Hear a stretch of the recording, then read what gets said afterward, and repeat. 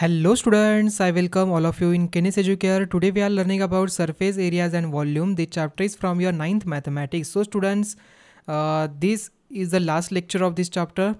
अब तक हमने सरफेस एरियाज देखा डिफरेंट सॉलिड्स ऑब्जेक्ट के, जैसे कि हमने क्यूबॉइड देखा, देन हमने कोन का भी देखा, ओके, सिलेंडर का देखा, स्पीयर का देखा, हमने वॉल्यूम्स में भी अब तक क्यूबॉइड का देखा, कोन का देखा, सिलेंडर का देखा. तो आज हम देखेंगे volume of spear.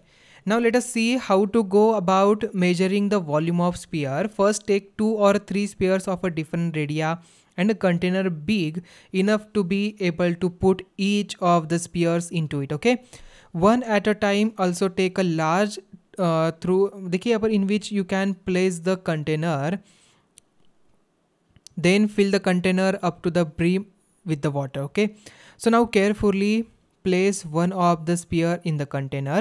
Some of the water from the container will overflow into the through in which it is kept.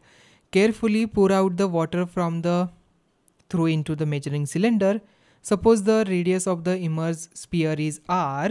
You can find. देखिए ये एक्टिविटी क्या है मैं आपको बेसिकली अच्छी तरह से समझ देता हूँ. ठीक है, अभी स्पीयर होता है इस शेप में, मुझे उसका वॉल्यूम कैलकुलेट करना है. कैसे फाइंड आउट करूँ मैं उसका volume?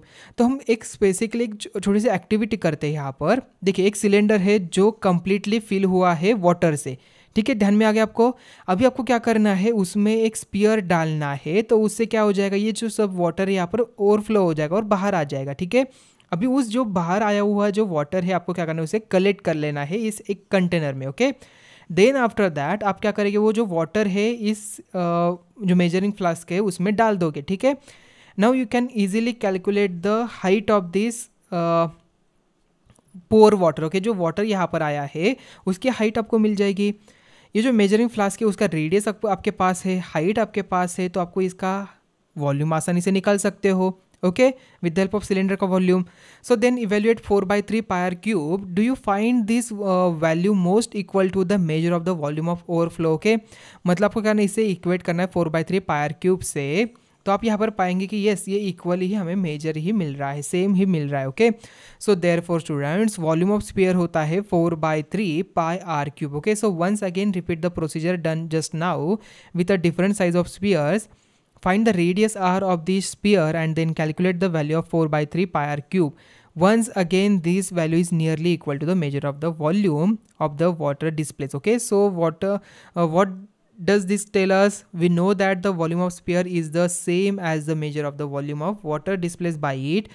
So by doing this experiment repeatedly with the spheres of varying radii, we are getting the same result. Okay, so namely the volume of sphere is equal to 4/3 pi times the cube of its radius. So this gives the idea volume of sphere 4/3 pi r cube. ठीक है, ये ध्यान में रखना है, ये formula just ध्यान में रखिए, बाकी कुछ नहीं. ओके, तो on the base of that formula we are solving the sum questions. Okay, आपको क्या करना है, ये जो फॉर्मूला है उसके बेस जो क्वेश्चंस है आपको सॉल्व कर लेने हैं.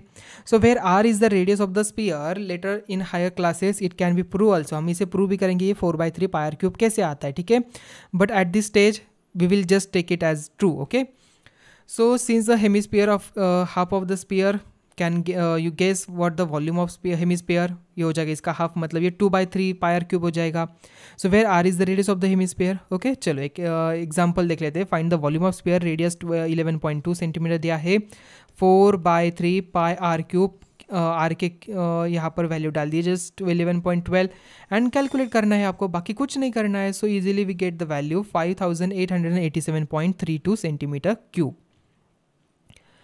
A shot put is a metallic sphere of the radius 4.9 centimeter. If the density of the metal is 7.8 grams per centimeter cube, find the mass of the shot put. Okay, so students, is the shot put is a solid sphere made of a metal and its mass is equal to the product of its volume and density. So we need to find out the volume of the sphere. So volume कैसे find out करेंगे, 4/3 pi r cube से. तो ये हमें मिल जाता है 493 centimetre cube about nearly. Okay, so इसे multiply करना है 7.8 से, तो वी गेट टोटल वेट यहाँ पर, मास यहाँ पर मिल जाता है 3.85 kg. ओके, कितना मिलेगा, 3.85 kg. ओके, समझ में आ गया. A hemispherical bowl has a radius of 3.5 centimeter. What will be the volume of water it could contain? ठीक है, ये भी क्या करना है आपको, 2/3 पाई आर क्यूब फॉर्मूला यूज़ करना है, आर की वैल्यू डालनी है वहाँ पर and just find out the value. Okay, so 2/3 multiply with 22/7 multiply with 3.5 multiply with 3.5 multiply with 3.5 7 1 जा 0.75 जा होता है. सो 0.5 यहाँ पर आ गया एंड जस्ट कैलकुलेट करना है. We get 89.8 centimetre cube. Okay, तो स्टूडेंट्स आज हमने इस लेक्चर में देखा what is the volume of sphere. Yes, 4/3 pi r cube. So in this chapter you have studied the following points: surface area of cuboid 2 in bracket LB plus BH plus HL, surface area of cube 6a square, curved surface area of cylinder 2 pi r h, total surface area of cylinder 2 pi r in bracket r plus h, curved surface area of cone pi r l, total surface area of right circular cone is pi r l plus pi r square, मतलब pi r in bracket l plus r, l is the slant height. Okay, and then surface area of sphere of radius r is equal to 4 pi r square, curved surface area of hemisphere 2 pi r square, total surface area of hemisphere 3 pi r square, volume of cuboid LBH, volume of cube side का cube, volume of cylinder pi r square h, and then volume of cone 1/3 of pi r square h, volume of sphere of radius r is equal to 4/3 pi r cube यहाँ पर हो जाएगा, volume of hemisphere 2/3 pi r cube. So all the letters L, B, H, A, R etc. have been used in their usual meaning. Okay, so depending on the context. Okay, देखिए ऐसा नहीं कि आपको LBH जो लिया है वो आप वही लीजिए. ठीक है, आपको जस्ट अभी फॉर एग्जांपल मुझे वहाँ पर ABCD कुछ ना अल्फ़ाबेट यूज़ करना है, बट आपको वहाँ पर शो करना पड़ेगा. Let height be something this alphabet, let width be this. Okay, समझ में आ गया आपको? यस. तो स्टूडेंट्स आज का लेक्चर हम यहाँ पर ही एंड करते हैं. तो नेक्स्ट लेक्चर में हम सॉल्व करेंगे एक्सरसाइज. Thank you.